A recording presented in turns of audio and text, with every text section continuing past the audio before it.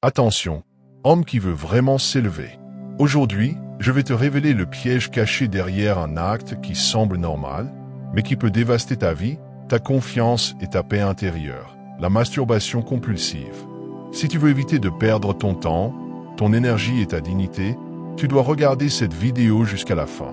En comprenant ce qui se passe réellement, tu pourras te protéger et bâtir une vie alignée avec l'homme stoïque que tu es destiné à devenir.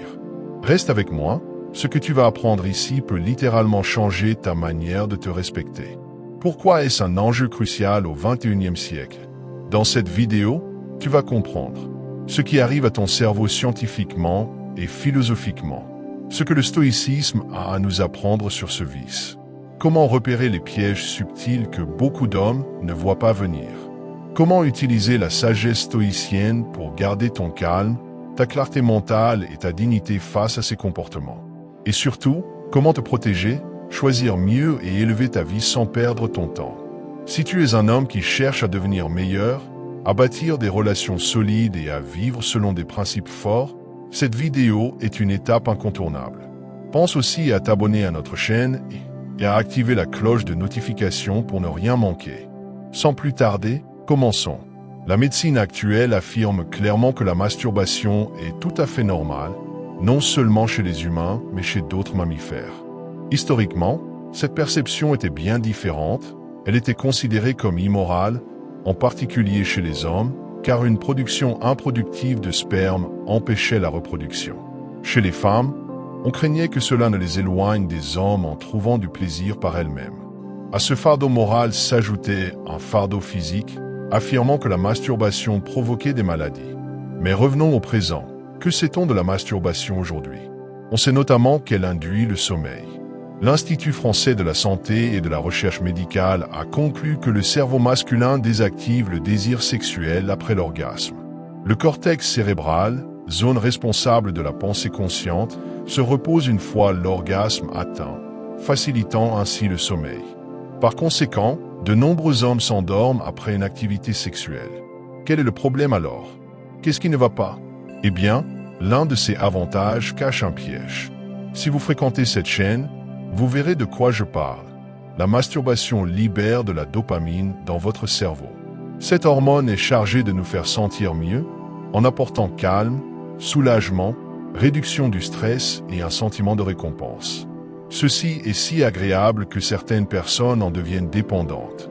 En 2017, le manuel diagnostique et statistique des troubles mentaux a incorporé un nouveau trouble appelé trouble d'hypersexualité, classant la masturbation excessive dans la catégorie des troubles obsessionnels compulsifs.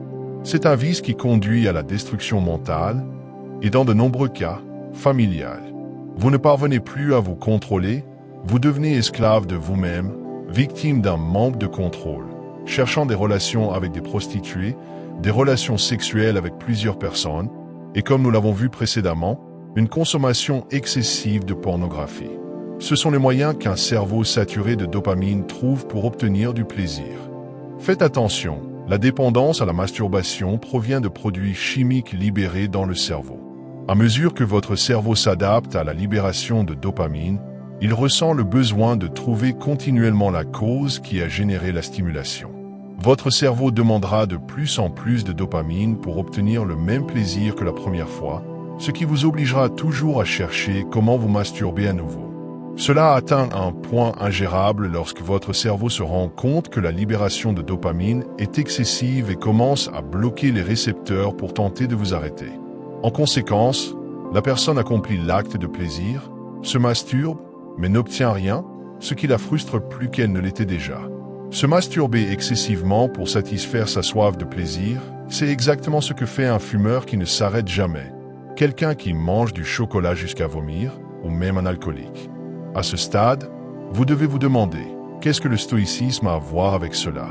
Les stoïciens, comme Sénèque, Marc Aurèle et Panétius de Rhodes, maîtres de la maîtrise de soi et de la sagesse, ont abordé la vision du plaisir et de la luxure sous un angle unique. De paroles d'Épictète aux pensées intimes de Sénèque, ils ont exploré les profondeurs des passions humaines, un héritage qui nous captive encore aujourd'hui. Pour les stoïciens, la masturbation n'était pas seulement une quête de satisfaction charnelle, mais une opportunité d'explorer les limites du corps et de l'esprit. Ils y voyaient un exercice de conscience de soi et un chemin vers une véritable liberté. Dans leur philosophie, la maîtrise des passions et des plaisirs du monde était une conquête qui élevait l'esprit humain. Épictète affirmait que ce ne sont pas les nuits de plaisir, mais la maîtrise de soi qui distingue un homme bon. Dans ce contexte, la capacité de jouir du plaisir tout en le comprenant et en le contenant fait une différence chez quelqu'un qui a atteint un niveau plus élevé de conscience de soi. Au lieu d'être les esclaves de nos désirs, nous devons être leurs maîtres, comme nous le rappelle Sénèque avec sa perspective philosophique. La réflexion stoïque sur la masturbation ne concerne pas simplement la répression, mais aussi une compréhension profonde et la maîtrise de soi. Cela se traduit par la capacité de diriger nos émotions vers un voyage d'auto-exploration consciente. Cela ne réside pas seulement dans une satisfaction momentanée, mais dans la compréhension, l'acceptation et l'adhésion de nos inclinations les plus profondes. Du point de vue stoïcien, chaque action a des conséquences, non seulement pour nous mais aussi pour l'ordre naturel de l'univers.